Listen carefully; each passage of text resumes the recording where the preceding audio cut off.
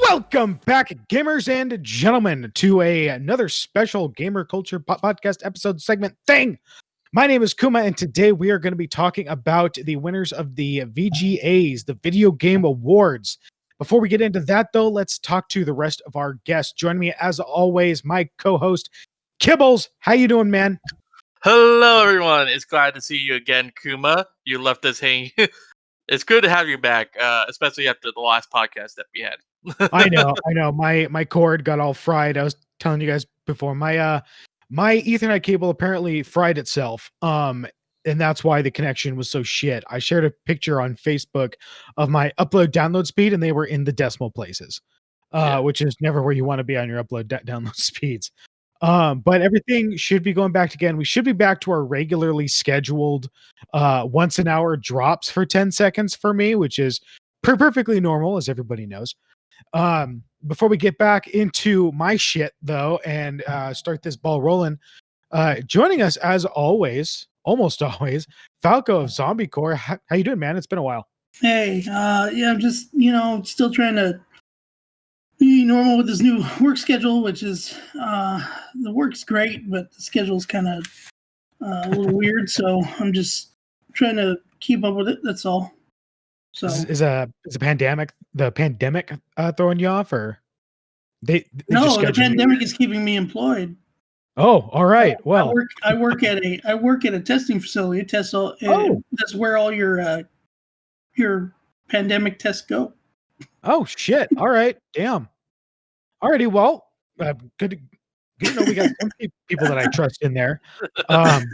Moving right along. I don't do the test personally. I just moving right along. Joining us today, you might know him from ShuKai. Kevin, welcome. Hi, this is my first time in gamer culture. Like you said, I'm from ShuKai, so it's gonna be fun. I got my ShuKai shirt around here somewhere. In fact, if you can see that little touch of purple right there, that's my ShuKai shirt. Laying in the back with the rest of Just the laying there right on top of Al the alligator, who I've had since I was very little. He will never be thrown away ever, or I will kill the man that does it.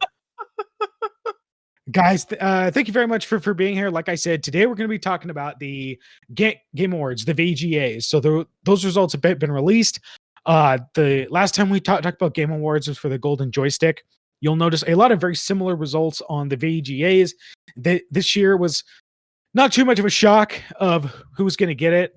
If we're all looking at the same list, we should be looking right at the top. The nominees this year for the VGAs were Doom Eternal, the Final Fantasy VII Remake, Ghost of Tsushima, Hades, Animal Crossing New Horizons, and The Last of Us Part 2. Shocking no one. I think it went to Last of Us Part 2. Yeah, it did. I'm about to say, I made a case in the last episode of Animal Crossing. Even though I knew it was a long shot, I still made a case that it could have possibly won. But I kind of did expect that The Last of Us Part 2 would take it. I told Tyler before we started, of the 6 on this list, there are 3 that I think actually had a shot, and it was Last of Us, Animal Crossing, and Ghost. And I really, of those 3, I think Animal Crossing had the weakest. I really think Ghost had the stronger, but there was just so much hype and so much buzz around The Last of Us, especially since it's been anticipated for so long. I honestly think the hype is what carried it to victory. Having not played it myself, full admittance.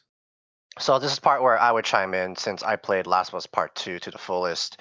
I think the hype and the buzz and all the news surrounding Last of Us Part 2 was very mixed. I actually wasn't banking on Last of Us Part 2 winning the majority of the players' votes, which is why in the later categories, the player's voice went to Ghost of Tsushima. But because The Last of Us Part 2 was a very, very controversial game in itself, both in its storytelling and in its narrative, that a lot of people will have trouble coming to terms with it.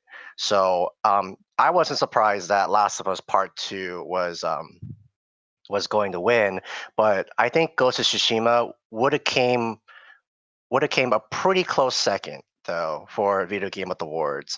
The game that I am actually surprised to see, which is Hades, and Hades was just recently released too, and all of a sudden it got a nomination for Game of the Awards, which tells you a lot about the game of Hades. And it's such a beautifully artistic game overall. So I think in my top three, I thought Hades would have been like a really weakest of the three. Then Ghost of Tsushima, and obviously Last of Us Part Two. Yeah, I was shocked to see Hades up there too, because like you said, it's a very new game. But I mean, again, like you said, that just kind of the testament to the weight that I had behind it. Doom Eternal, I think, is mostly here just because it's really nostalgic. It's Doom. Everyone loves Doom. Like, of course, it's going to be there. Same thing with Final Fantasy VII Remake, and I say this as someone who fucking loved that game. I haven't done the New Game Plus yet, and that's a shame on me because I really should. I hear it's really fun when you replay it. But Ghost and Crossing and Last of Us were definitely the real contenders up there. Falco, what do you think on it getting Game of the Year? I would like to say my opinion, but you already insulted me once. So What I do? By saying no one would ever vote for Doom Eternal as Game of the Year. I'm pretty sure it had some votes though, but it's just not enough. Including mine. That's the point. Sorry. Look, as a person who has actually played all 6. Holy shit. Although I've not finished all 6 of them, and 2 of them I've only played a little bit. So I haven't been able to play a lot, which are the 2 I haven't played a lot of, which are Hades and Final Fantasy VII Remake. Of them, as far as who deserved to win, honestly, I still would have probably given it more to Ghost of Tsushima. Not to say that I picked Doom Eternal though, because I had just the most fun with it. Not to mention the soundtrack is just that's up my alley. That whole heavy metal, like, just go, and it just makes you feel like it makes you feel like, you 1v1 the sun. You could do that. So my personal thing was Doom Eternal, but I thought Ghost would win just because there was as much controversy in The Last of Us Part 2. I actually liked The Last of Us Part 2. I played all the way through it as well. Mm-hmm. I beat it a long time ago. I enjoyed it. I know some people didn't, and some people have very valid reasons. Some people, I think, are kind of crappy reasons, and they need to actually Yeah, I'm pretty much on. Like, it took me, like, when I finished the game, it took me so long. Like, I went on a meditative state where I had to soak in everything that was in this game. Like, it was heavy, it was beautiful, it was gory, it was raw in its entire sense. That's the feeling I got into it. It's real to these characters, to these people in the Last of Us storyline. And I guess it kind of makes me sad that that a lot of people choose to bash onto it because it's popular to bash on it, or whether it's just like the crunch culture or anything like that. But like, I'm sure even then, I was gonna say, I'm sure it's a combination of a bunch of them. Yeah. So, I'm thinking maybe because of the long time period between the first and the second. This can also apply with the Final Fantasy remake. How everyone been wanting that for years and years, and they no word. But then they finally did it. It was because there was such a long wait. People probably had so much higher expectations for the game. I honestly think it was a combination of a couple different things. One, I thought it was a combination of the fact that before it came out, we heard that they were crunching to finish it, and not like a little bit, like a lot.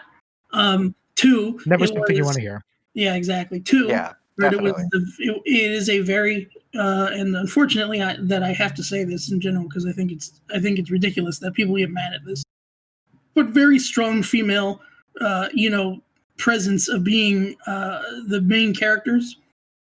And there's obviously some people complaining about that. I think the fact that have to switch between the two characters, and one is definitely less liked than the other is a major factor in that. But the whole point of the game is supposed to be like you're not sure how to really feel. You're supposed to be angry and sad and mixed, and you're supposed to be that way. Like it's supposed to make you kind of like just forget who you are and be stuck in this weird emotional hole.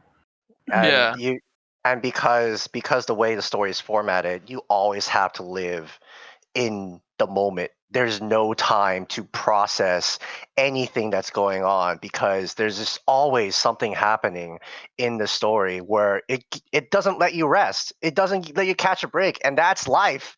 That's their life, you know. Exactly, and I think the biggest thing is just, of course, that ending, and that people were so willing to, I'm still kind of like spoiler guarding it, but I mean, by now most people probably know, but just the fact that they didn't get the ending exactly what they wanted, because that ending is a conflicting,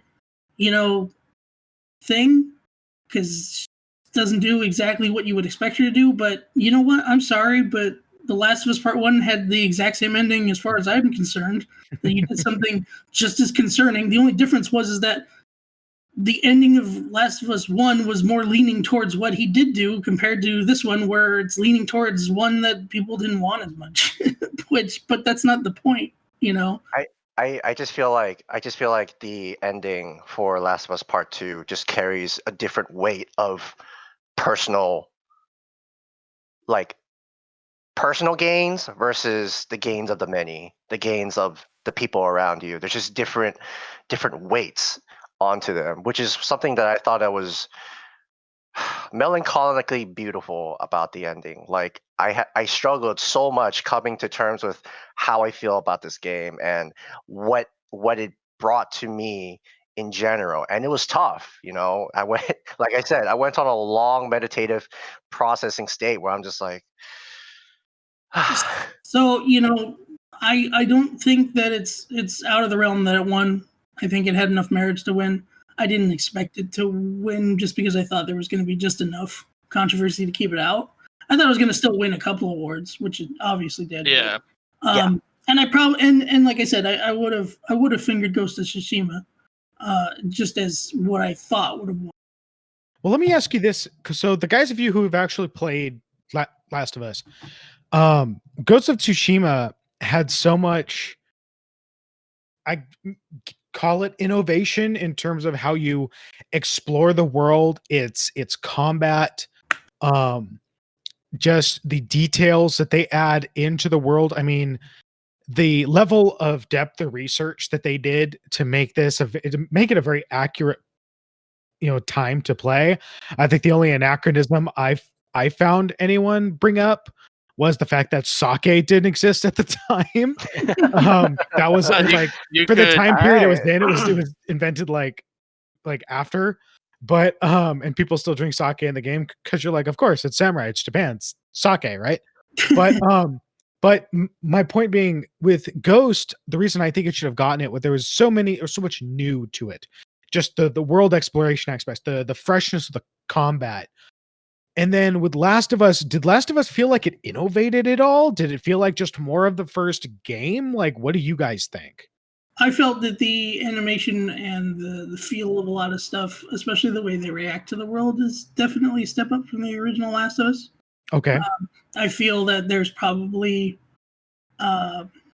it's probably a little bit borrowed from how the way that the newer Uncharted worked as far as like movement and whatnot. Obviously, Last of Us has a little bit different movement, but I think honestly, it was definitely a step up from the last ones. I wouldn't exactly put it over Ghost of Tsushima, but I still felt it was pretty strong as far as gameplay goes. That a common gripe I remember with the story is that you were supposed to be sympathetic for like some of the bad guys, but it was so fun to play it. it was so fun to kill the bad guys. Like you had trouble sympathizing with them. I don't have time to feel bad for this guy. Do you realize how fun it is to kill him? I mean, I did because I like the story, but some people just couldn't get that, you know. Everyone's gonna approach the things different. It's like playing Dark Souls. You're like, you could play Dark Souls straight through and not realize there's a story. You're just like, I'm just a guy killing dudes. That's usually a lot. That's how a lot of people is. And then until you do like then you get those people that are like, I'm going to look up every single item thing. Then you get Body Video, who's like, I know all the lore forever. For me though, for my input, I think Last of Us, the first one, had such a strong foundation. So Last of Us Part 2 has that foundation to add a lot more things. I just feel like there's a lot of small little details that you kind of miss if you're not really paying attention. One of the small details I really love is that even the villains, even like the mob villains, right? The guys that you shoot by, like just to try to get from point A to point B, even they have a story, you know, like not really spoiler like, but like when you kill them and when their friends find you, they have a name and they're like, oh shit, Carl's dead. I'm gonna find you, fucker. I'm just like, oh my god! Even the mob villains have a backstory. What is going on? Holy shit! So I just feel like there's a lot of small little details. If you do replay it, or if you're playing it for the first time, that they just put so much extra fluff into it to make it much more realistic. If we were in that post-apocalyptic setting, you know, I just feel like I said, Last of Us has such a strong foundation, and they just added more onto it, and the more was so meticulously small. But when you notice it, it just changes your entire view about how much effort they put into the game. I think as for story wise versus, I haven't played Ghost of Tsushima versus, so I can't really compare this to the story, but it's just the events that happened in Last of Us, at least the major events, will be the events that you will remember for a very, very, very long time, because it's not something you see in every other video game. That's what sets it apart from like other stories. You know, it's not just like the hero versus the villain or the hero versus the world. It's much more like the heroes versus themselves and their ambitions and the world and the villains. So I just feel like like I said, there's a lot of small little things that you won't even notice, but when you do, it just changes your mind about it. Sure. Okay. So, well, that actually played into, I guess, the next category down on the list here was best game direction, specifically referring to creative vision and innovation in game direction and design. The nominations for that were the FF7 remake, Ghost of Tsushima, Hades, Half-Life Alyx, and Last of Us Part 2. The winner being Last of Us Part 2. Hades, I mean, Hades is a super giant game. That should tell you at least 50% of what you're going to expect right there. I thought Hades was fun. I think every game that Supergiant has ever made has been really fun. Yeah. Ghost, like I said, I already think Ghost had great creative vision, great innovation in terms of just how they designed it. FF7 remake, I mean, if you liked Final Fantasy VII, this new direction and the way that they had you interact with the world and explore the world, I don't think I realized how linear the original Final Fantasy VII was until I played it in 3D. But besides that, like, I still really enjoyed my time with it. I can't speak to Half-Life Alyx. I can't speak with that either, because that one, I think that would be the most, I don't want to say the most linear, but I don't think it's as expansive, because Half-Life Alyx is a VR game, so you kind of have to be super linear. They haven't gotten to that point where it's like, hey, we're going to take VR, but you can have an open world VR, I think. I think we're getting to the point they could have. I mean, they do have open world VR games. Mostly they are first person games that are transferred into VR. Skyrim.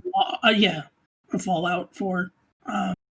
I've watched all of Alyx, and I honestly think that even though it was somewhat in linear and what it does do with the VR and just everything and the way it works. I think it works wonderfully.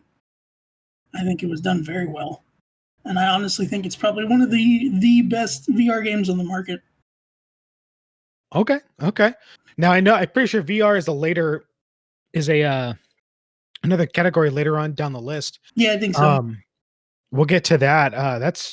That's high praise because freaking Star Wars Squadron is on that list. Yeah, But no, I mean, of these, I would argue FF7 probably could have been up there, but I understand why it wouldn't win. It, at the end of the day, Final Fantasy 7 already exists. Yeah. So all they did was switch some things up. I think personally, game direction wise, Tsushima should have taken it. Last of Us, I know a lot of the buzz, even though I haven't played it. I've watched a lot of play of it. I've read a lot about it, heard people's opinions on it. I know that there's a lot of, really, really hard beats on the game. So it's in terms of, where they took it, how they went with an overall feel for it. And I don't debate that it deserves its victory. I just think I would love to see what the voting was and see how close Ghost was. Yeah, because I figure out of both of those, it probably was a very close call between the two games. So it would be interesting if we can see like a live poll of like, especially because it's voted by like people, like how close the votes were. Yeah. I mean, it was a lot of like gaming outlets. If you look on this site, we're on thegameawards.com/nominees. It has somewhere on here, I'd have to find it, like all the people that actually voted on it. And it was like media outlets. Yeah. I'm about to say, and VGA is the one Showcase showed every year, but there's multiple different Game of the award like given out. Like I gotta say, like Witcher, it said like it has like received like over 300 different Game of the World Game of the Year awards for different people. So there are, even though this is what this company says, like, oh, Last of Us Part 2 is automatically like the Game of the Year. There can be a different company or different like organization that gives it to Ghost of Tsushima or something else. well, I mean, obviously this is like the big one. Yeah, I this is guess the you big could one. say. To be fair, but in all honesty, again, it's a lot of just what you think is best in to an extent popularity contest of what each is. In between all these, again, I've played most of them. I didn't play Alex, but I watched all of it. If I were to have given it to somebody, I probably would have still given it to Ghost of Tsushima. I felt there was a few things in The Last of Us that could have been directed a little better as far as how the story goes, but I don't think that was the point, because the way I would have done it would have made you more. Well, the way I was thinking of like putting it in a way was basically to make it so you don't piss off as many like people specifically and make them as conflicting. But I don't think that was the point. I think the point was to conflict you. So I there was a couple of things that I would have disagreed on, and I don't think it's bad. I just would have done differently, so I wouldn't have voted for that. I think I actually voted for this one. I think I did vote for Ghost of Tsushima. And yeah, I honestly feel that's the stronger one in this case. I think for like best game direction, a lot of people like want something refreshing and something new, which is why even I think Last of Us Part 2 did very good in their game direction, but like Falco said, there is some things that could have been more fluid.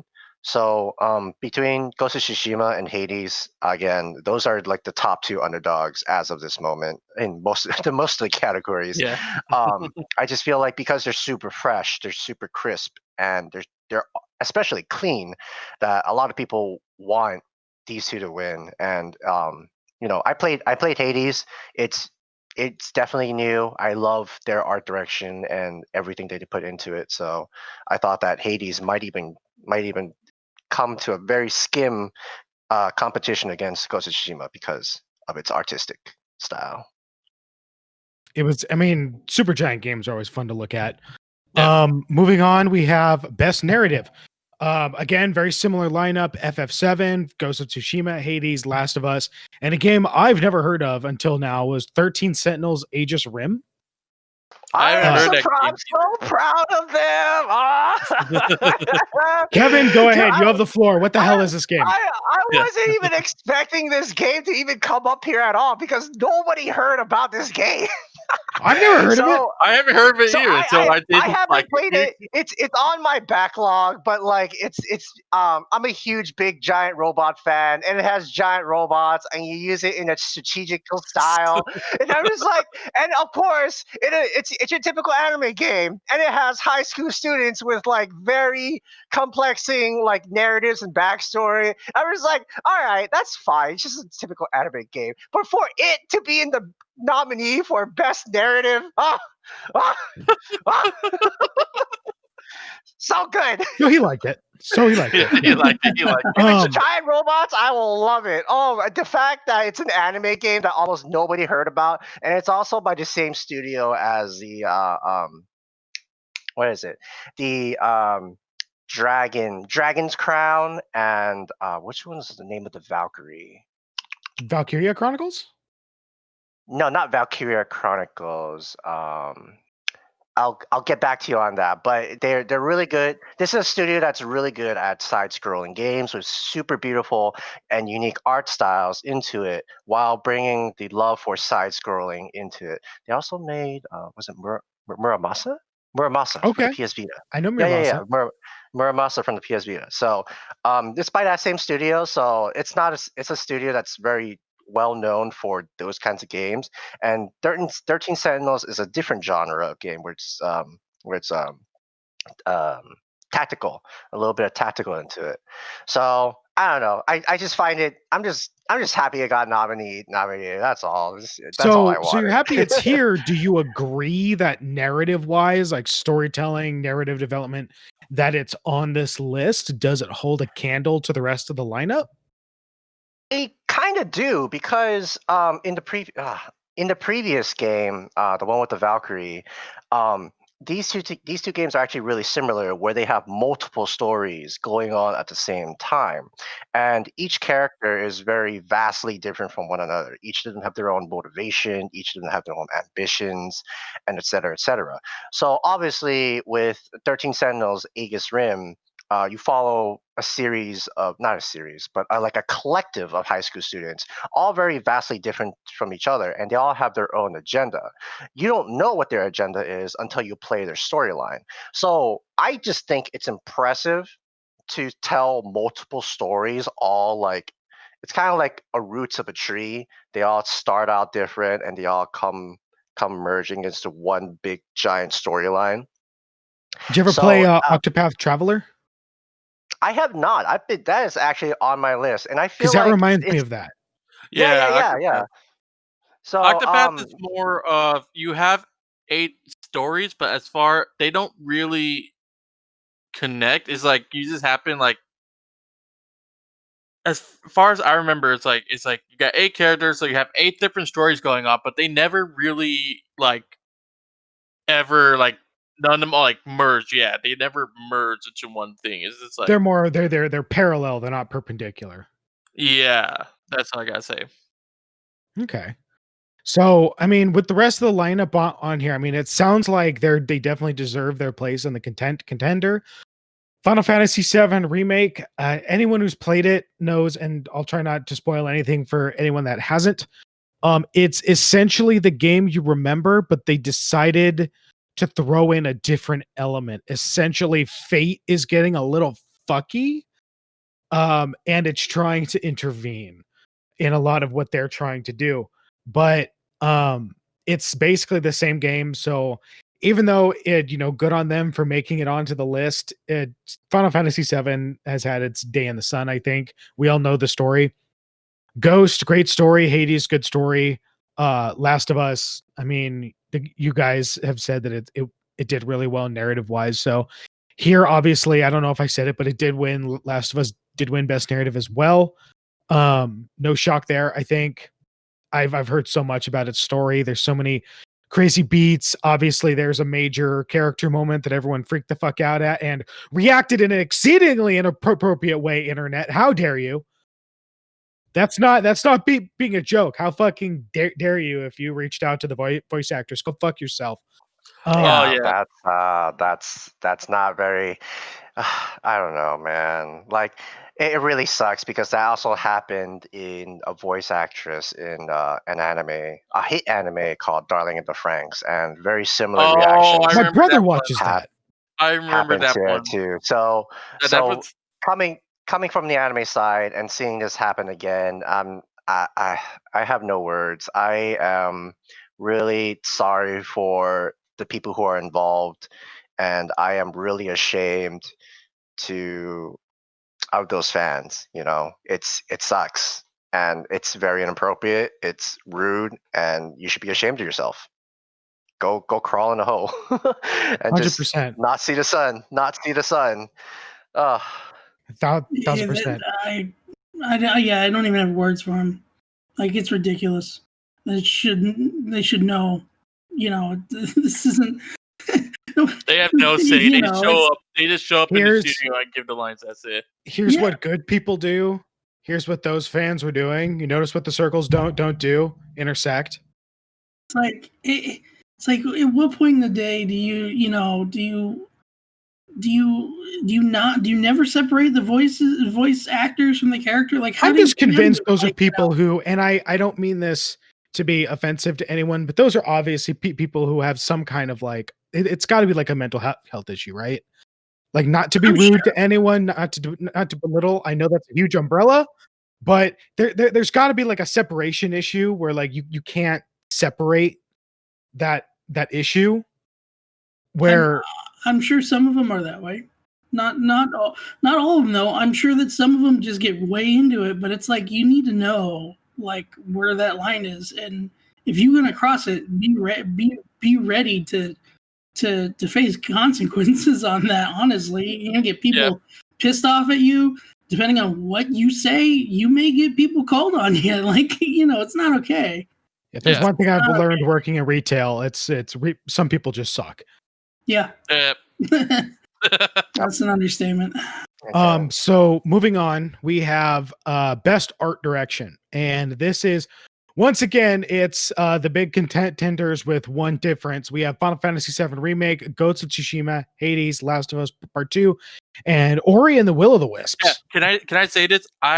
When I originally went through this list, I gave my bet to Ori for the win, because Ori is such a beautiful It's gorgeous. game. It's a beautiful, so and it's gorgeous. fresh. Especially Ori in the Lost Woods, the game that came before it, was such a beautiful game. Blind Forest. It was so Blind Forest. Sorry about that. But it was like, wait a minute. sorry, I knew it was like, but it was just a beautiful game because it's like, it's very colorful. You feel it's very colorful game. They do a great job with all the lighting effects and everything. I love it. I love the art style of that. That's why I was surprised. That's why I originally gave it like, okay, they did just a great job with the first game. I was sure that was going to win. And it's really disappointing because games like Hades and Ori were beautiful. They're so much fun to look at. And then you get games like Last of Us, Ghost, Final Fantasy VII Remake. It's a lot really gray and dark. It's very gritty. There might be some colors, but it's a lot of, I mean, shit, you walk through Midgar, your two colors are brown and gray. Pick one. But they're very realistic. And I mean, shout out to the textures and the modelers on it. I don't want to belittle anyone's artistic ability. They look absolutely gorgeous. Every game on this list is beautiful to look at. I just think artistically wise, Hades and Ori, I think, were the stronger contenders. For our first jump in this whole list, Ghost of Tsushima took best art direction.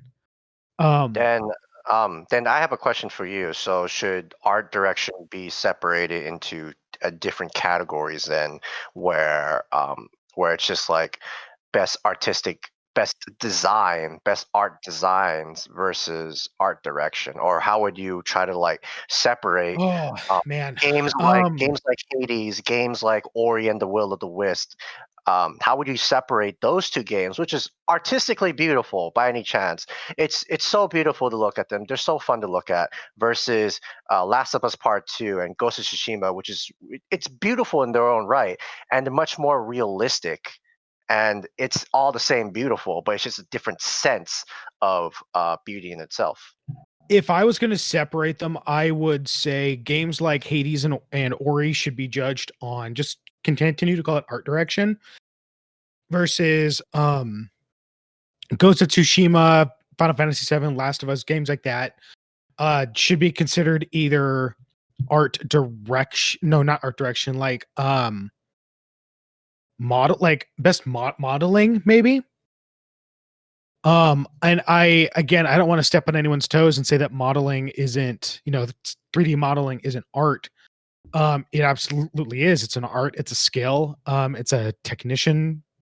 But I definitely think the skills that go into making games like 80s and Ori look good are different from the games that make, like Ghost and Final Fantasy look good. I definitely think there could be a split along that line of, you've got your 3D modelers and you've got your, call them cell shaded 2D animation. Yeah, like 3D art and 2D art, I think should be separate. But see, look, I'm about to say, like, you would consider cell shading but there are games that like cell shading's the weird bastard child between the two. It is, because if you look at Breath of the Wild, that one is 3D models, but it has that cell shading effect in it that looks good. So see, I would consider like a lot of the Naruto fighting games to be more like an example of cell shading. Oh yeah, the Naruto games have a good amount of cell shading. Or if you really want to go back to like Beautiful Joe. Mm-hmm. No. Yeah. Like that cell shading. Nowadays, like if I looked at what was the example you gave? I just had a major brain fart. I gave Breath of the Wild. Breath of the Wild. I would still consider Breath of the Wild to be a 3D modeled game. And I realize that it's kind of unfair because obviously the direction of that game isn't to go hyper textured or hyper realistic, where like games like Final Fantasy VII and Ghost and Last of Us were trying to be. So I realize in a game like that, my argument kind of falls apart because it's like, okay, where does it go? But I just think like it really gets difficult to judge a game where it's like, okay, you've got these 2D models and these 3D models. Obviously, the 3D models are going to look a little more satisfying because they look realer. But I think that leaves games like Ori and Hades in the dust. Sure, it's an honor for them to contend, but it's like, were they ever really contenders? Let's move on from there. Now we go into best score and music. And this might be where Falco has some words because our lineup here was Doom Eternal, Final Fantasy VII Remake, Hades, Ori and the Will of the Wisp, Last of Us Part 2. Ori, I did one of the ones I did play. Hades as well, Fantasy VII Remake I didn't play Doom Eternal, didn't play Last of Us. Final Fantasy VII just has good music.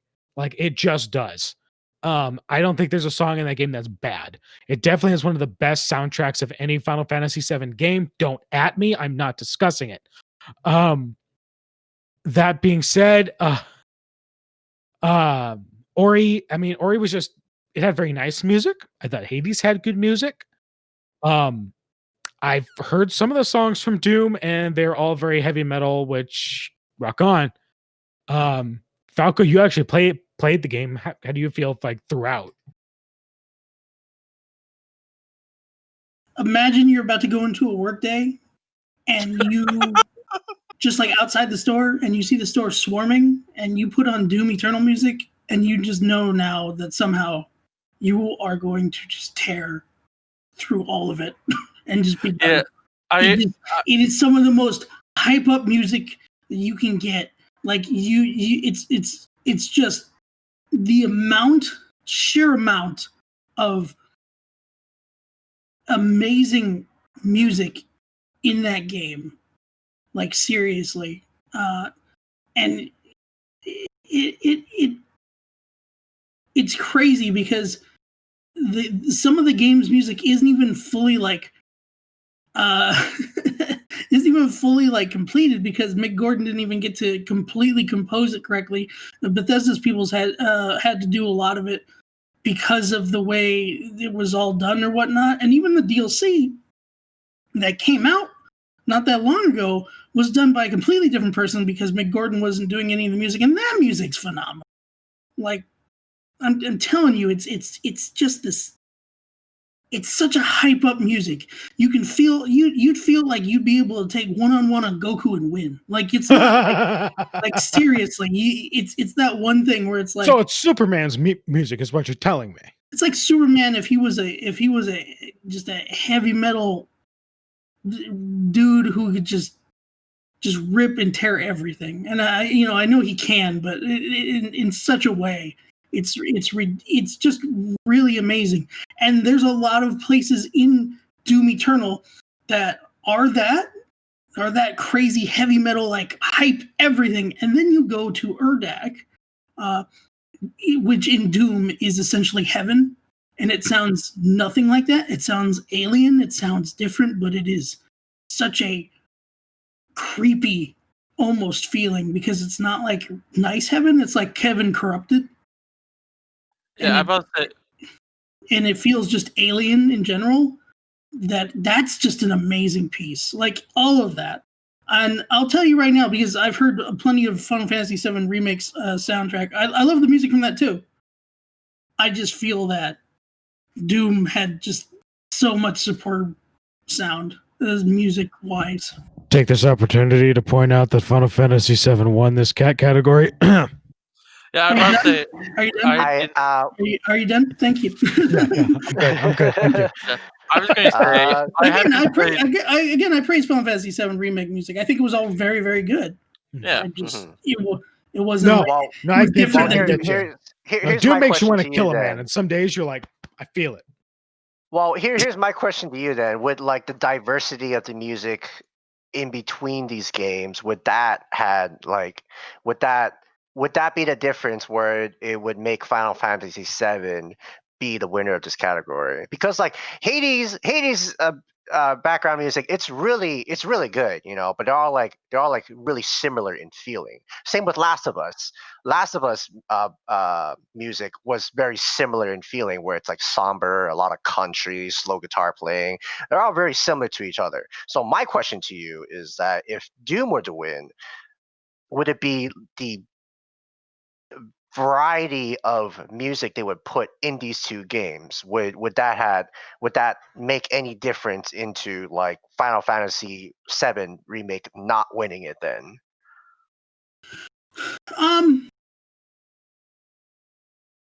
I think one of the big ones is that with Doom Eternal, despite I'm sure there being a variety to the music, am I safe in assuming most of it is just fuck yeah heavy metal?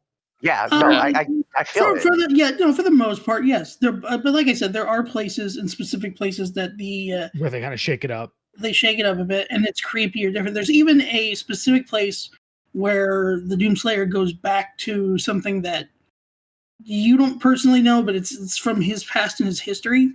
So when you get there, it seems different. It seems a little foreign. But when the music cues up, it's actually a redone version of the very first boss level of Doom 1, like Doom, original Doom, and it's so just I don't know the word would be for it. It's not heavenly, but it's just it's awe-inspiring. That it's crazy. It's not all heavy metal. A lot of it is, and a lot of it's very interesting. But the diversity in it is just so well done. Okay. I would like to say, I think I haven't played either of these games. I haven't got a chance to play either of these games. Even though Final Fantasy probably has better music, I feel like the music for every Doom game, what drives it is that it's good hype music, which I think is obviously what goes better with that game. You need that really good hype music it helps drive the game and get the player more invested in a way, I want to say.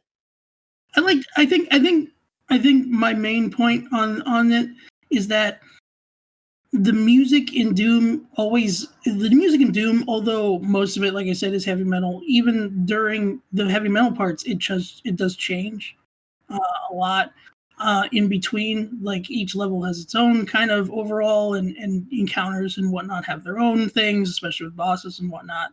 I know Final Fantasy has plenty of its own stuff, but there is some overlap on a couple things, and I feel it's just the soundtrack of Doom always felt like I was always having the funnest time ever. While there were certain parts of Final Fantasy VII Remake where you do more of a little bit of a grind, and it's not necessarily always the funnest time ever. It's always fun, but just like again, it's that the Doom movement of flying through the air, like slingshotting off of a mancubus while listening to this heavy metal is going, like it's always fun. No, I get you. I mean, Doom could have I think every game up here, again, I didn't play Last of Us, but just from your description of Doom, it sounds like just about all of these could have had a reason for why it could win. Final Fantasy VII probably just got on there for probably one, nostalgia, and two, all the diversity. Yeah, I was sorry. I was to say that when it comes to this category, I think they all had very good music, but who was saying it earlier? I don't remember, but Hades and Last of Us had very similar music all the way through, and although it was good, it wasn't a whole lot of change. I don't know Ori's music enough I know from what I've heard, it's good, but I don't know a lot of it. Just of those two, the most I know of between Doom. Imagine if the Lord of the Rings elves scored a video game. That's pretty much Ori. Okay.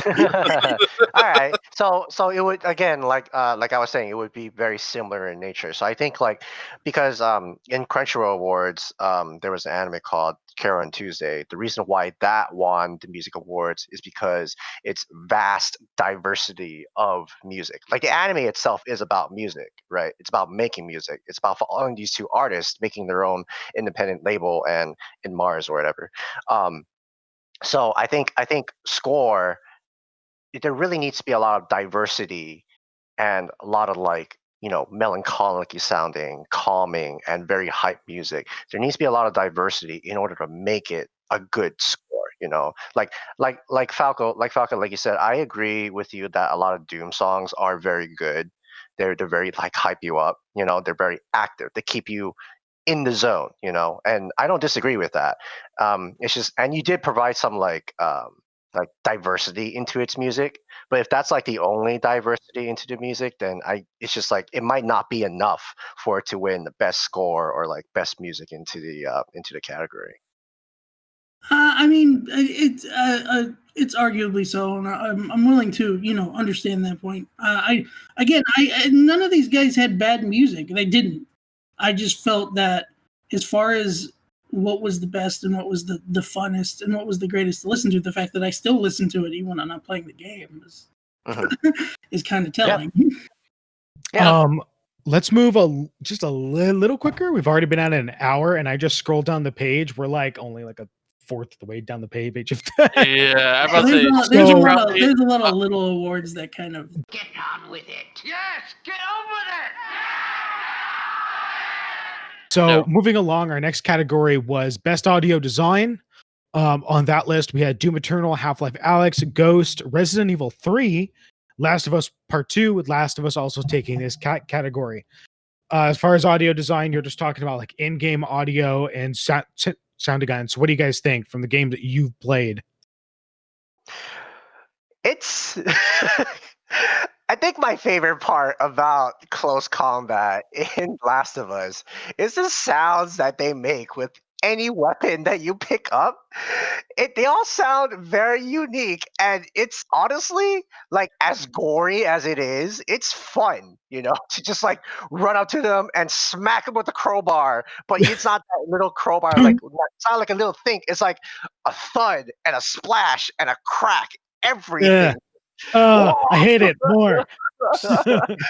It's like I feel like the auto design for Last of Us Part 2 is definitely, like I said in the previous, it's a huge step up from they had a really good foundation, and they added a lot of fluff into it.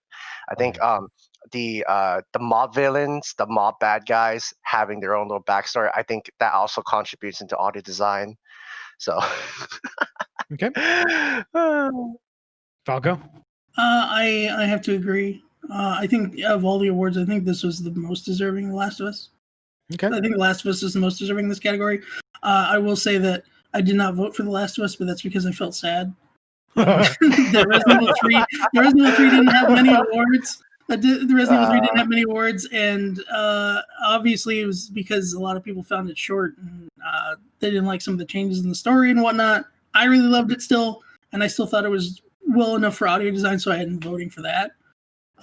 But I think all 5 of these, considering again that I've played 4 of them and I've seen all of the one that I haven't played, all have really good audio design. But yeah, it's that thing of like The Last of Us 2 of like slowly sneaking up an enemy and throwing a brick at their face and then running up to them and bashing them in the head with a baseball bat, and as soon as another guy comes around the corner, you pull out a pistol and shoot him in the face. It's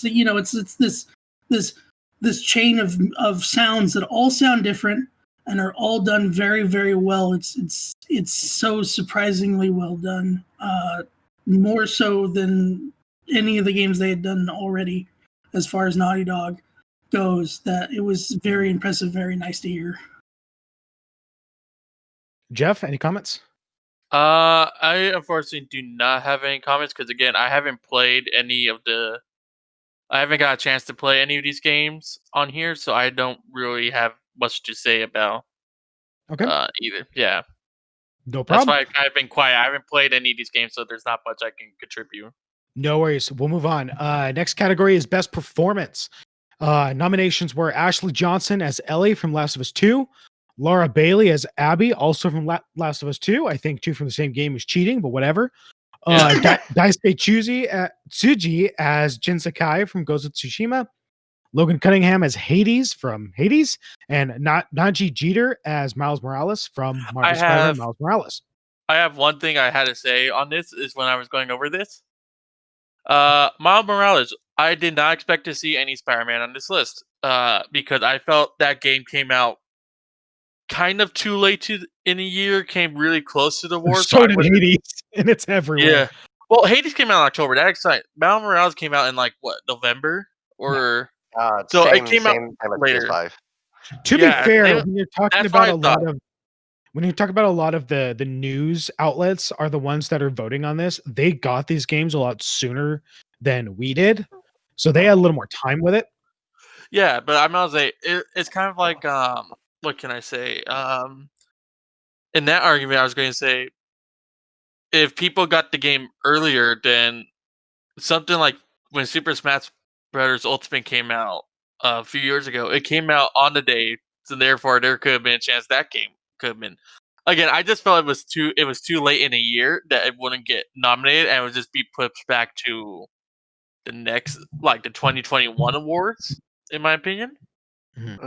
I thought it was like it's too late to enter this game, but we'll have it as a consideration in like 2021. That's my thing. I just didn't expect the game to show up at all in this awards. Technically, you could say the same for Hades, and Hades is, I think, relatively fresher than Miles Morales. Correct me if I'm wrong. Then you could say the same for Hades, where it wouldn't even be considered as this year. It would be considered the next year. I was also surprised. I was also kind of a bit surprised. Like, I wouldn't be mad if it got pushed back to like a next year game. Like, that's fine. I want to say. I think it's because Miles Morales was later than Hades that I felt like that's why. Okay. Jumping back onto the topic, but I do want to talk about Laura Bailey. I didn't point out that Laura Bailey as Abby is the one that won. Yeah. So, honestly, Laura Bailey really comes from a long resume of voice acting. You see her names in a lot of like dubbed animes as well. So she's been doing anime for a very long time. Yeah, and to even see her name as Abby, in a gritty game of Last of Us, it's a very different feeling because you do recognize her voice a little bit. But then, as a game just gritty, and for her to portray the character of Abby was absolutely well done. Same goes for Ashley Johnson. I think Ashley Johnson would have been a really like a close would have been right up behind Laura Bailey because her voice acting as Ellie, she's familiar with the role, but now that Ellie's grown up, Ellie has a lot more emotions. Ellie has a lot more feelings, a lot more shit going on. Sorry for the lack of better words, but and seeing Ashley Johnson voice acting as Ellie tackling on this situation just adds on to the more impact of her getting the nomination for best performance. Yeah, and good for her for it. And by the way, she's the one that everyone gave a bunch of shit to put it lightly. Once again, just to beat a dead horse, shame on you. Moving on from that, we have games for impact. Now, this category, as described on the site, was a thought-provoking game with a pro-social meaning or message. These were If Found from Dreamfeel, Kentucky Route Zero TV edition from Cardboard Computer, Spiritfarer from Thunder Lotus Games, the only game on this list I have played, Tell Me Why from Don't Nod Entertainment, and Through the Darkest of Times by Paint Bucket Games. The winner of this category was Tell Me Why.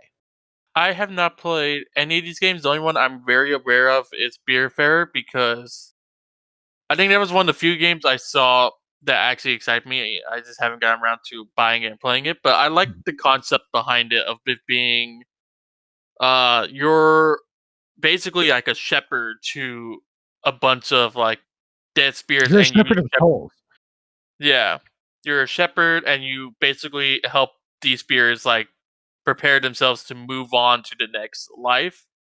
And I liked it more for the fact that it's I think it's a more beautiful way of taking how the concept of death is than anything really. That's like you're helping them move on, and it's like very touching when you see like the animations of them finally moving on into the next world or the afterlife. Is very beautiful, and for me, that's what I like about that game. It was very tranquil and had like a positive view of like this is how the afterlife is going to be because like especially if you grew up, I don't want to get religious, but like a lot of religion is like if you're bad you go to hell and all this happens and everything like that. So I kind of viewed it as like a more positive outlook on the afterlife and everything than what I've and like a person than like what religion has been teaching.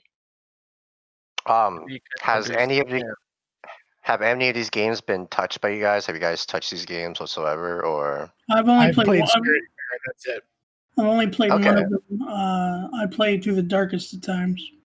And how was your experience with that? Because this is a game for like pro social meaning or impact, which is a really interesting category to have because with the massive amount of games and for games of impact, of course, these games must be sending a message in a much more, I guess, obvious kind of way. But how did you guys take it? Because I don't know the other games very well, what I'll just say is that Through the Darkest Times is like taking place right after, Berlin in 1933, after Nazi Party takes over. So you're building kind of like a resistance underground to it. So there's a lot of like learning of history and learning through that and seeing what they have to do and what you have to do to try and build resistance on it. So it's a very impactful game for me.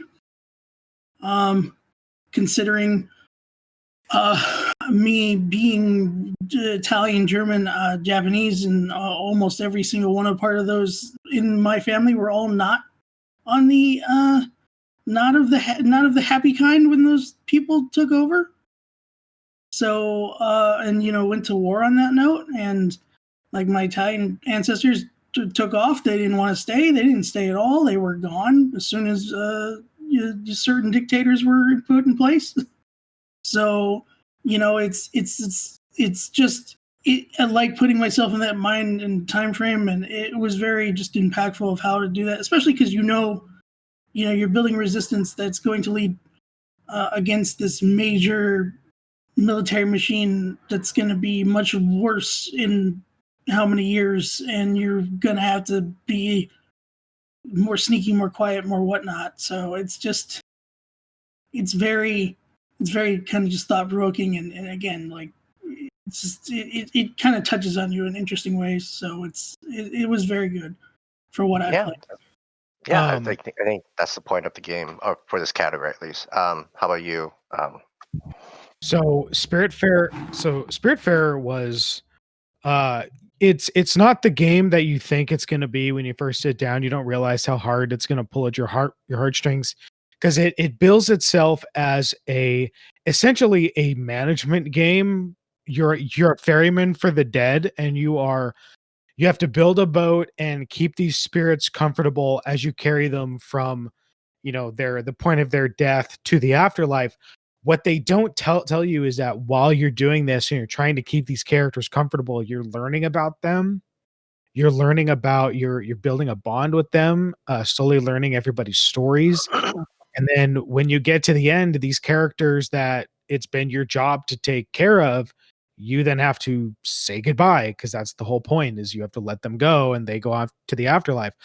This game plays your heartstrings like a guitar, and it doesn't stop.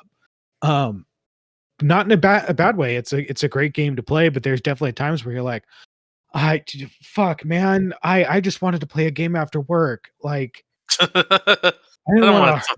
Yeah, I didn't want to hurt. Didn't want to feel sad. I was sad at work. As far as the winner, tell me why. I've just read a little bit on it, so I wish I could say more about it. Essentially, it's about two twin sisters who one of them is accused of killing their mother. One goes off to a correctional facility. The other one, penitentiary. The other one gets raised by a police officer, a detective. During that time, one of the sisters transitions to male, and they two meet up again later to sell their childhood home, and it's all about learning about their past and the story. I wish I knew anything about Kentucky Route Zero or If Found. I should have looked up something about those before we started. It sounds familiar. I can't remember, but it does sound like a very familiar company. But a lot of these games, like, they sound like, I mean, Spiritfarer, I'll recommend. Like, yes, I felt sad, but still a good game. Through the Darkest of Times, Falco, it sounds like you really connected to it. Tell me why Kentucky Route and If Found. I'm sure all of them are going to connect with somebody. So, definitely, if folks that are listening, look those up and see if that's something you'd be interested in. Moving on to something that's going to, pluck a little less at the heart, we have Best Ongoings. These are awarded to games for outstanding development of ongoing content. So these are, your platform games, your multiplayer games, the big ones. These are Apex Legends, Destiny 2, Call of Duty Warzone, Fortnite, and No Man's Sky. None of these games I play. No Man's Sky is the winner. I will say good on them for sticking it out, because boy, if I had known they would have won any award a couple of years ago when that came out, I would have said you're full of shit. Yeah, they had an absolutely rough start. So it's put it lightly. It's kind of amazing, that they stuck it out and they keep working on it as the time goes on. So I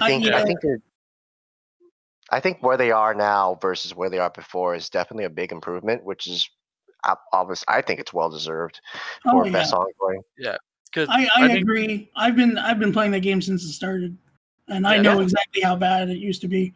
I would like to just point out, though, no matter what, when they announced I don't know if you guys were watching, but when they announced that No Man's Sky had won, it immediately cut to Sean Murray, the director of the game and director of like Hello Games in general, and he was sitting at his computer drinking a beer, completely not expecting it, and he had to like take the beer out of his mouth and be like, "Oh."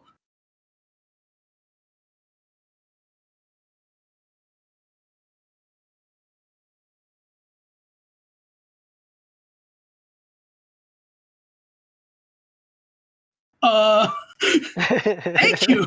Like he was. Yeah. He even sounded just a little bit inebriated. No, He I probably was didn't I was expect that to talk. Yeah, he probably thought like because they have all their pictures up on Zoom, and it's probably like, oh, I'm gonna sit there and we got a lot of awards last year for basically this, and we've been doing good still, but they're probably gonna give it to whoever, and then they gave it to them, and he was just like he looked genuinely like out of surprised. his element enough to be like, oh crap, I have to say something. I'm about to say, I think when we went over the nominees in the last video, we kind of discussed all the games. Like I haven't really played every of them except for maybe Fortnite, and even then we were discussing like Apex, Destiny, and Call of Duty. Haven't really done anything super new. It's kind of like same content, new season. So Yeah. as far as I'm aware of, I haven't played Apex or. I would disagree with Apex just a little bit because they've been doing like new maps and stuff. Yeah. But again, it is still and their new legends who keep. I think doing, it's still more of a battle royale. I mean, compared to like No Man's Sky, where it's like it started off super rough, and now where it is, where it's like where it's a good game. And Fortnite, like adding in, here's a bunch of new modes and new events and everything. I already knew it narrowed down between Fortnite and No Man's Sky, so I kind of figure it'd be one of those two.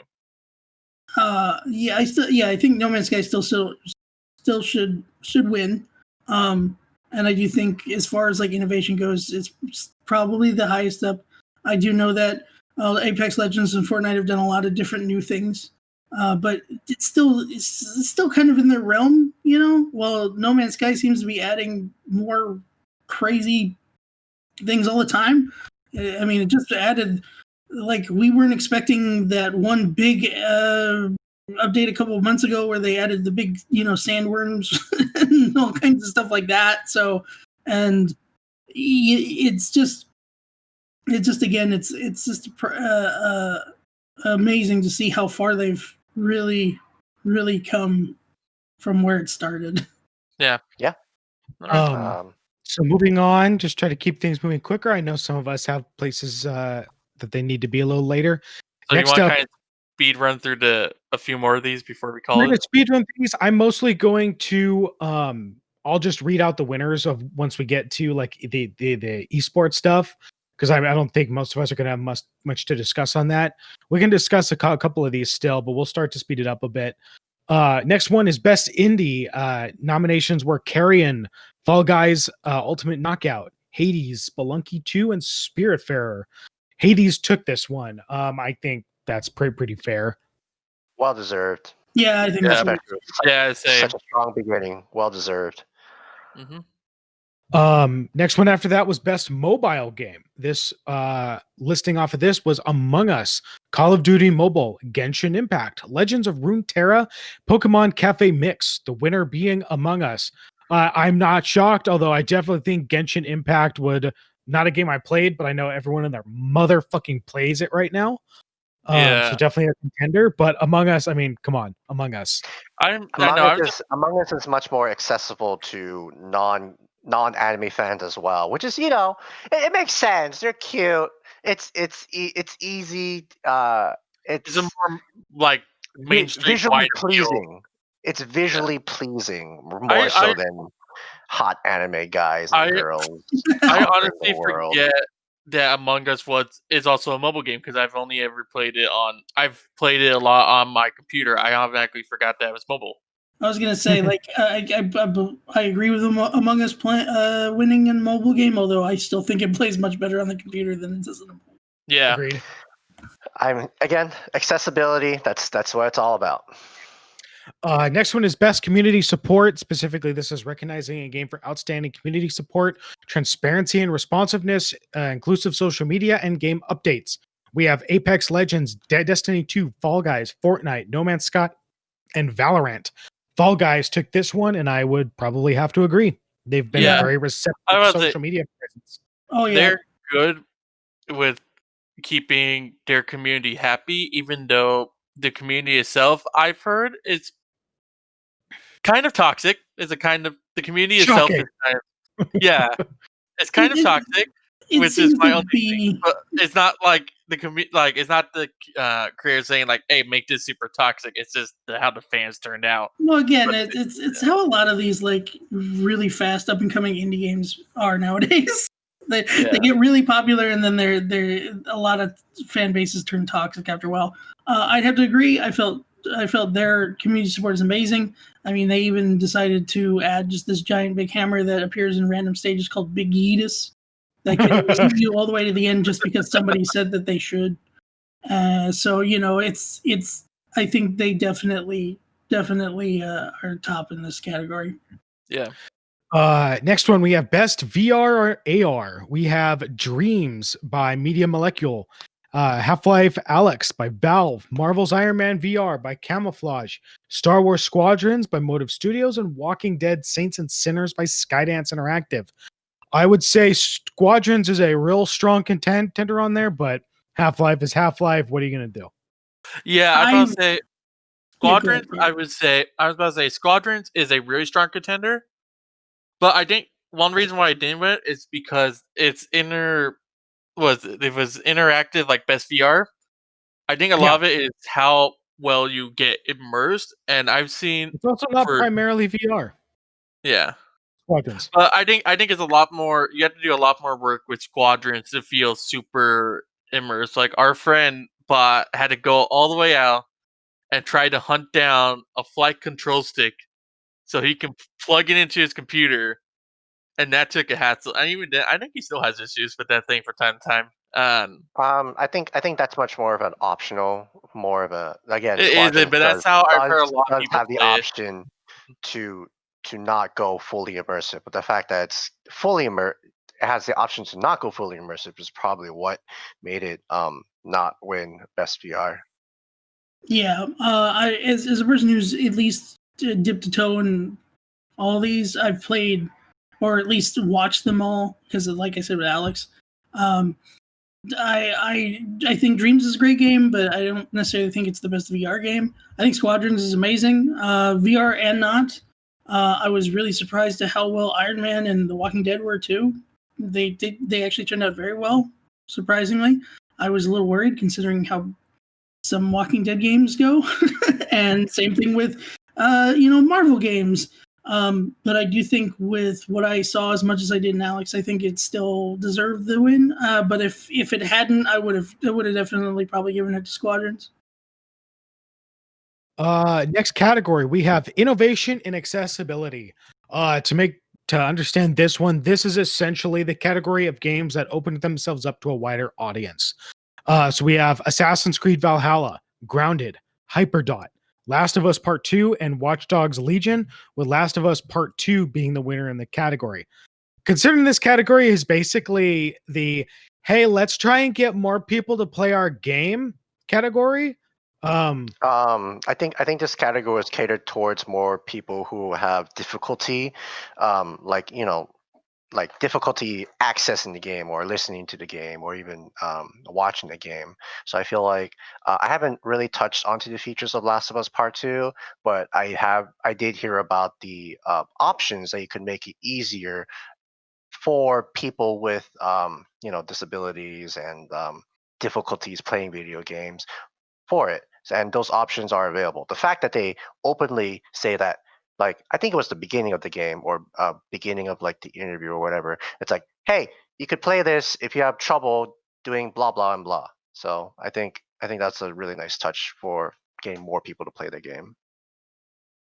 Yeah, it has a very big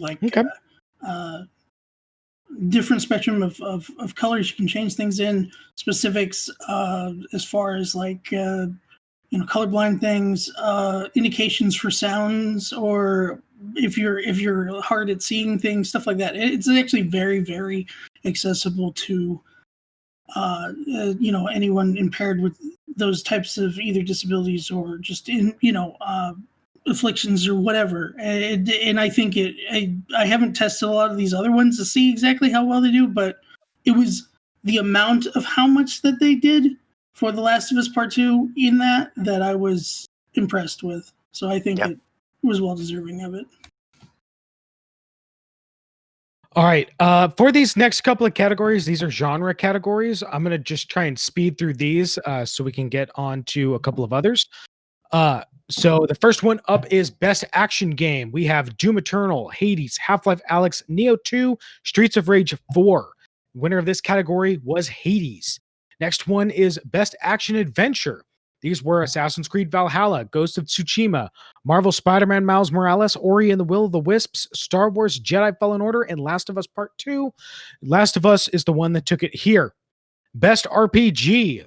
We had Final Fantasy VII Remake, Genshin Impact, Persona 5 Royal, Wasteland 3, and Yakuza Like a Dragon, with Final Fantasy VII Remake taking that category. Best Fighting Game, we had Grand Blue Fantasy Versus, Ultimate or Mortal Kombat 11 Ultimate, Street Fighter 5 Champion Edition, One Punch Man, A Hero Nobody Knows, Under Night in Birth EXE, Late CLR, hell of a fucking name on that game. Mortal Kombat 11 is the one that took it.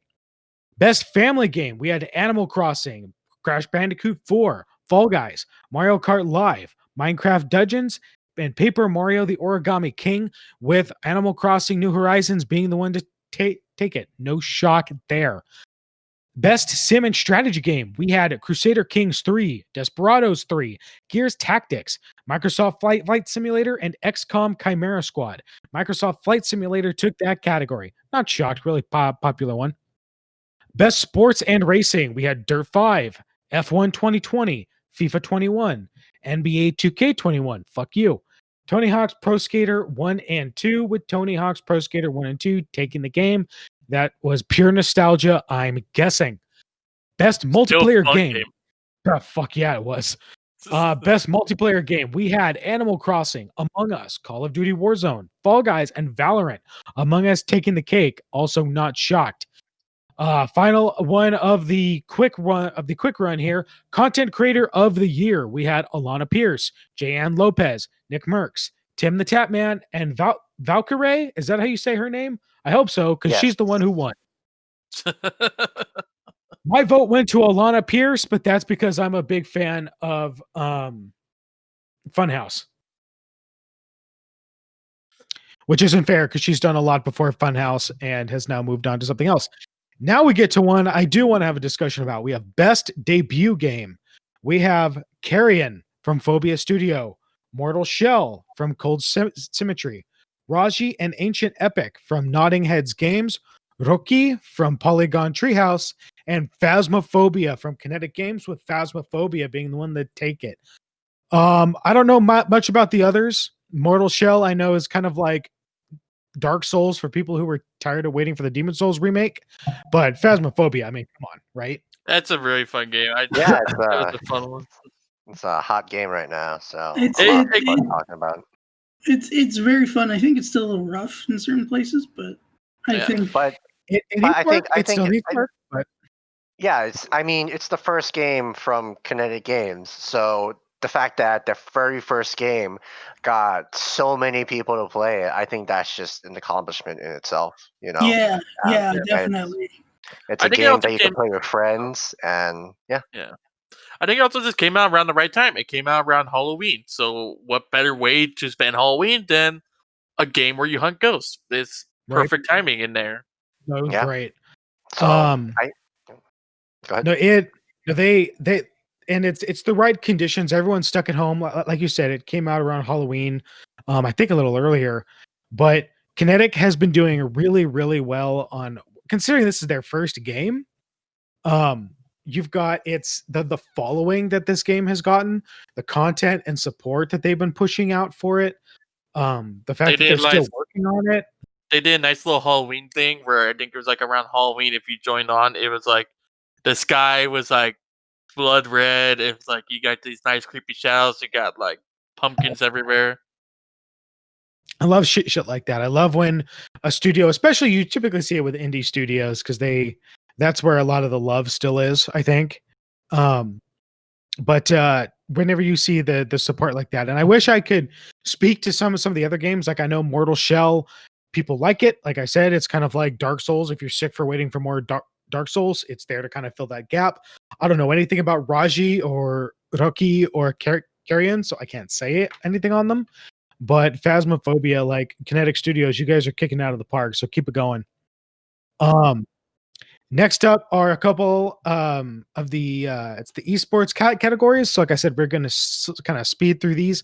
No disrespect to the esports community. I fully support esports, but I don't really follow esports. So That's I mean, most Pretty of much these the rest guys, of the categories really is all esports related. most of these Damn, guys do you were, just what game wanna- do you play? Okay, I'll vote based on that. So we have best esports athlete. When we had, you know what? I'm just going to use their tags and say their full names here. We'll be here all day. Crim6 playing Call of Duty, Showmaker playing League of Legends, Canyon playing League of Legends, Shotzi playing Call of Duty, and Zaiwu playing CS:GO, with Showmaker, Hio, Showmaker, Sue taking the category. Best esports coach, we have Zonic for CS:GO, Krusty for Overwatch, Grabs for League of Legends, Zepha for League of Legends, and Rambo for Call of Duty, with Danny Zonic Sorensen taking it. Next one was Best Esports Event.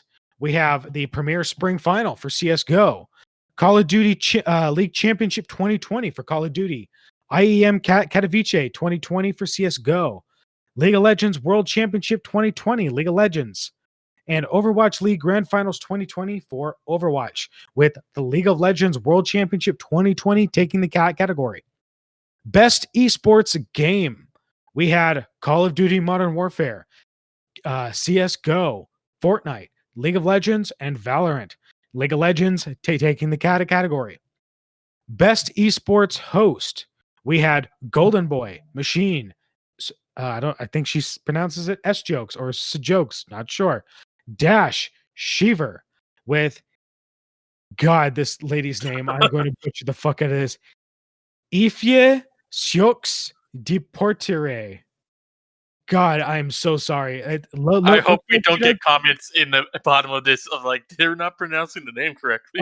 Look, those are letters and that don't go together in American English. So I don't understand it at all. But it looks like, based on the card she's holding, that's League of Legends, I think. I think so. Yeah. Okay. That is correct. So she's a league host. So congrats to her for taking it. Next one in our final category is Best Esports Team. We have Dam1 Gaming for League of Legends, Dallas Empire for Call of Duty, G2 Esports for League of Legends, San Francisco Shock for Overwatch, and Team Secret for Dota 2, with a G2 Esports taking the category. Congrats to them. And that, ladies and gentlemen, is the list of the Game Awards for 2020. Obviously, a very heavy presence this year was The Last of Us Part 2. I have my feelings on that, but maybe we'll make that a separate video the next time we have a discussion. I'm sure they won't be popular, but I will try to make them fair and succinct. What do you guys think? How is this year's list kind of stack up? Evan, we'll start with you. I just think that a lot of the winners and nominees are very well deserved, especially with 13 Sentinels taking Best Narrative and all the other games as well. I just feel like there is a lot of dominance with Last of Us Part 2, and a lot of it is well deserved. It's just a lot of people might not take too kindly in some of the categories, and that's the part where I feel a little disheartened to say that I actually really like Last of Us Part 2, and but they put a lot of work into it. Like even though there's been a lot of controversies and things like that, there's just still a lot of love and support for it. But it's nice to see Hades up there. Hades is a game that I fully on support. I enjoy Supergiant games. I love Transistor, and to see Supergiant coming back up on top again, that's really nice for me to see. Yeah. All right, Falco, what do you think?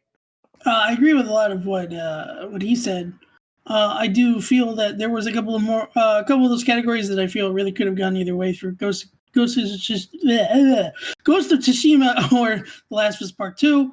That the fact that either one of them won, which was only Ghost in one category compared to The Last of Us Part 2 and the others.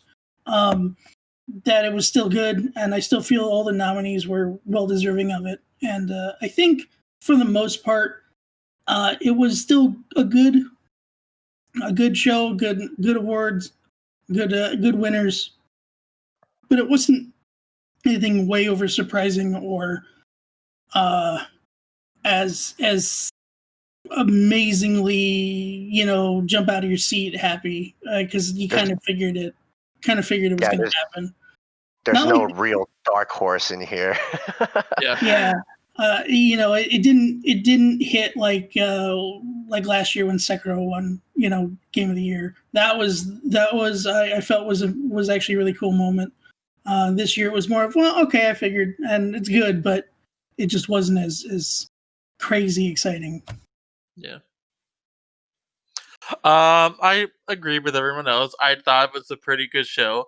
Honestly, I think there'll be some people that will probably complain because of the pandemic. A lot of games that would have came out this year, like a lot of the big ones, all got pushed back to next year.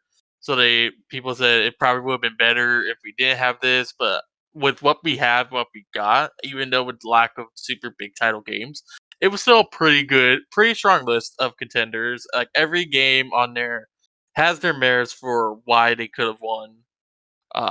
Especially whether it be like technical achievements that they have, even like social impact the game has. Like again, like in the last video, I thought Animal Crossing would win more for the social impact rather than the technical adversity to it. But still, all of them are great games. It was a good list. I can't wait to see what comes out next year, and hopefully it will be just as good as we've got this year. Yeah, no, I agree. All of you have really great points. Everyone that won, I mean, every category that we looked at, I can't fight the victor in the category. I could debate why I think the other one could get it, but at the end of the day, I'm not angry about any of these. I think they all were very fair and very deserved it.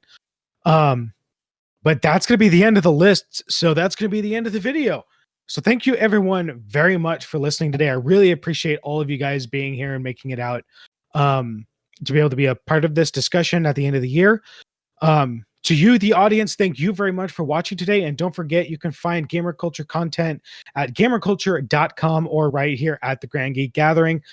We have a huge backlog of content, including videos, podcasts, and articles discussing all kinds of aspects of gaming. My name is Kuma. I host over here. I sometimes write and edit for the network. Kibbles, buddy, where can they find you and what do you do? You can find me on Instagram at Kibbles Plays. I mostly post up any new games I get to my collection.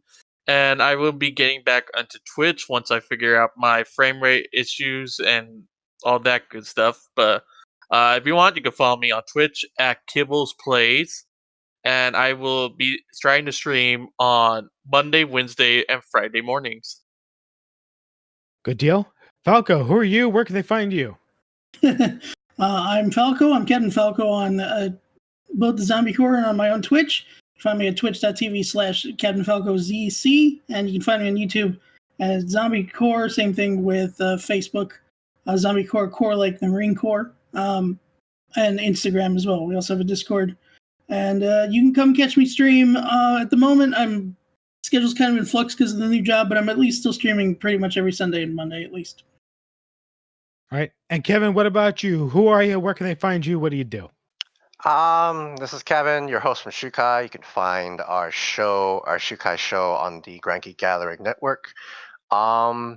It's where we just gather around and talk about anime, not any specific anime in general. We like to discuss things in a broader sense and what makes anime, Japanese culture, Japanese pop culture so great, and what we can, obviously, since unfortunately we couldn't go to cons, but we still talk about cons every now and then. But yeah, you can find me on the grandgeekgathering.com, the website, and under the Grand Geekery tab, and you can find us there. Okay. And of course, you can find Gamer Culture over on Instagram, Twitter, Facebook. Gamer Culture, one word, that is culture with a K. And again, thank you everyone very much for watching today. And as always, stay cultured and GGG.